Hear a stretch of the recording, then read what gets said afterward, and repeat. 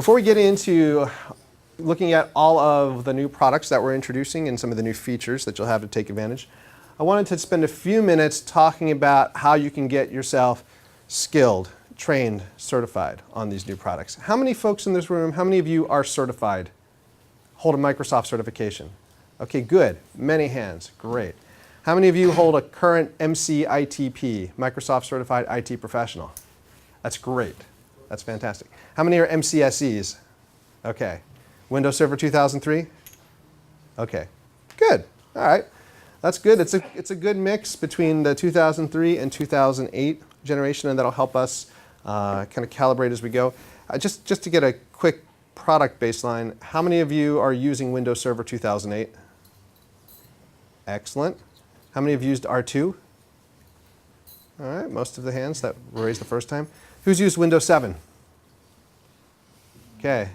How about Exchange 2010? Yeah, you get your work cut out for you, Ian.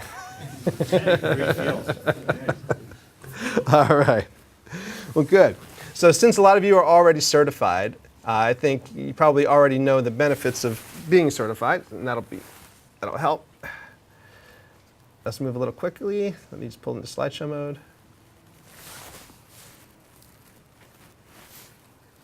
Okay.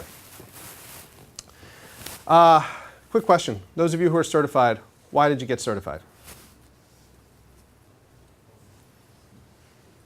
What made you do it? Company asked you to do it? Why? Skills. To get skills. Well, I mean, you could get the skills without getting certified, right? You could go and take a class, right, with CompuTrain and get all the skills that you need. But why get certified? To prove that you have the knowledge, right? You can take the training class, right, and you can spend 5 days sitting in a class learning how to support Windows Server, but then at the end of it, you can feel pretty good and pretty confident, but how is your company going to know, or even how are you going to really know for sure that you have the skills, right? So it's a good insurance policy, right, just to make sure that you've proven that you have the skills. What other reasons do people get certified?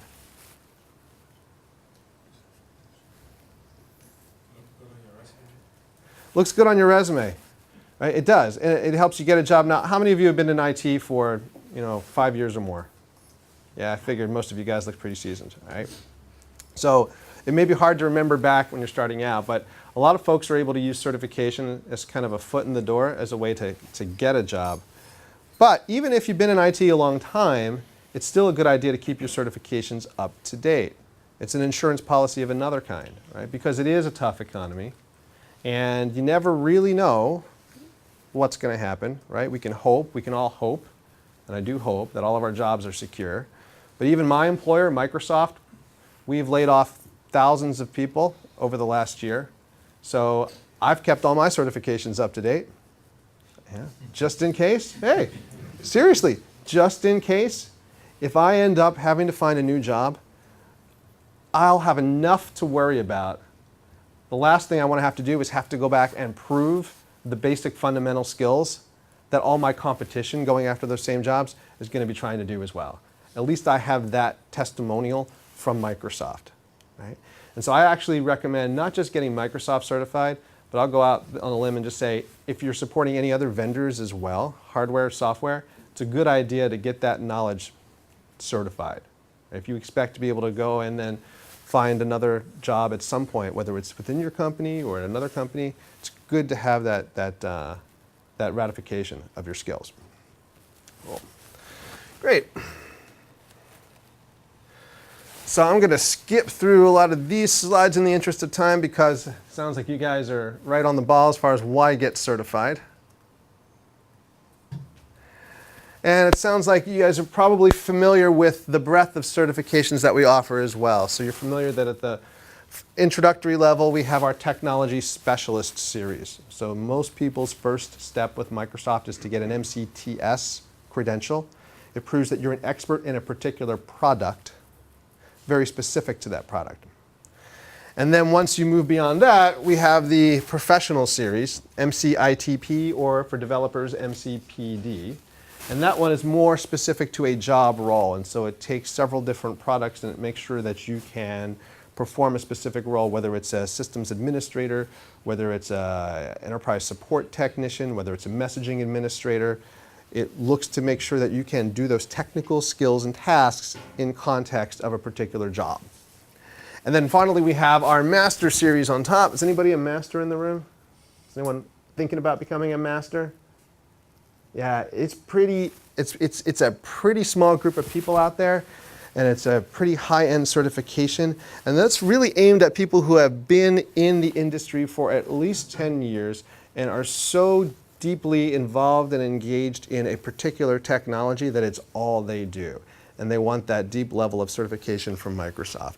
If you've been in IT for a long time, but you're still doing more general management of staff or more heterogeneous environments, that sort of thing, it's probably not for you. All right. Now, I'd like to take a few minutes and talk about something that we don't get a chance to talk about very often, which is how we actually put these exams together.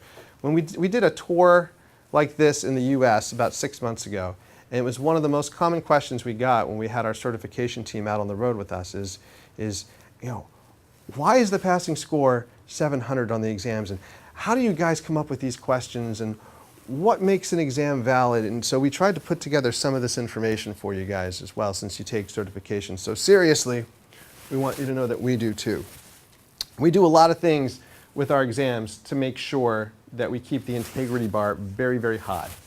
It's not just a simple matter of hiring some technical experts, getting them to come up with some good questions, putting them on an exam, and putting them in front of you guys.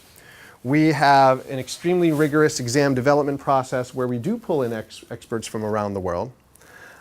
We also, though, maintain those exams once they're live. If you've gone back and taken an exam, if you've ever taken an exam and not passed the first time and gone back, say 6 months later, you might have noticed that the questions seem very different because we always add in new questions. And we revise those frequently based on customer feedback. We also do a lot of anti-piracy battling as well, just to make anti-piracy in this case means brain dumps, people who post questions on the internet. So, let me introduce you to maybe a new term, psychometrics. Anybody heard of this? What is psychometrics? I see you nodding your head. No, I'm not familiar with that. But you've heard the term? Yeah. Psychometrics is actually a branch of psychology, and it's kind of a combination of psychology and mathematics and statistics.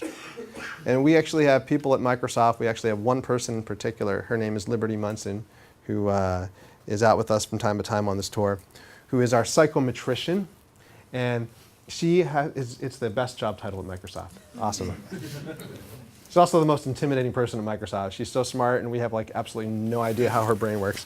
But she's able to do, she's able to not just evaluate individual questions, but psychometricians can actually look at the result set from an exam. So we do a beta for these exams once they're out there. And we take all that feedback, all those answers, and we can take a look at the percentage of people who get a particular question right and wrong, and if they get it wrong, which answers they're going for.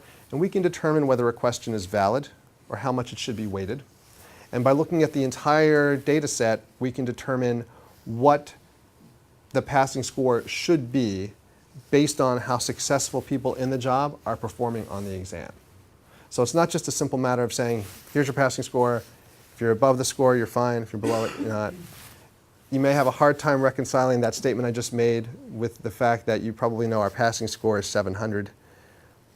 We kind of do some magic there. I'll explain in a minute so you can understand why.